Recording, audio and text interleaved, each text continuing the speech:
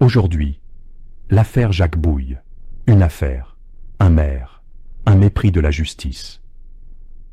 En 2009, au cœur de l'affaire Bouille, Del Pozo, maire de Saint-Cyprien, choisit de souffler sur les braises. Lui et certains de ses proches ont tenu des propos haineux, dégradants, contribuant à un climat délétère et malveillant.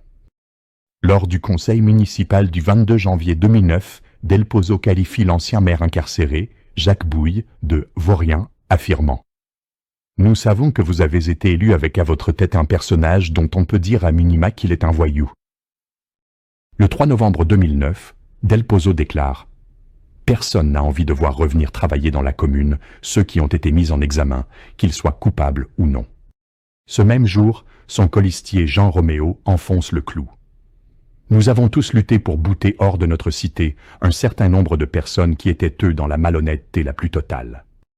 Pourtant, en 2009, aucun jugement n'avait encore été rendu.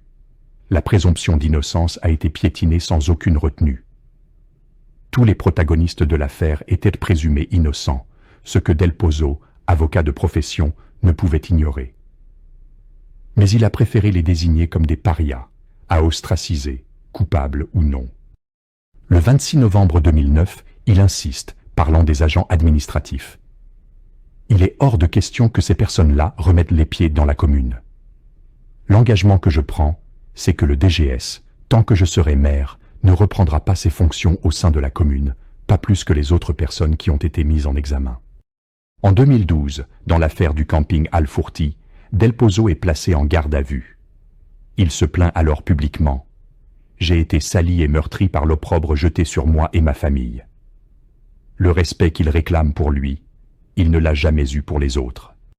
En stigmatisant publiquement des personnes non condamnées, Del Pozo a fait monter à l'échafaud de la vindicte populaire des familles entières.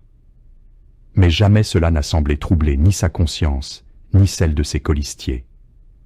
Ces bien-pensants, ces donneurs de leçons, croyaient pouvoir tout se permettre, au nom de la politique.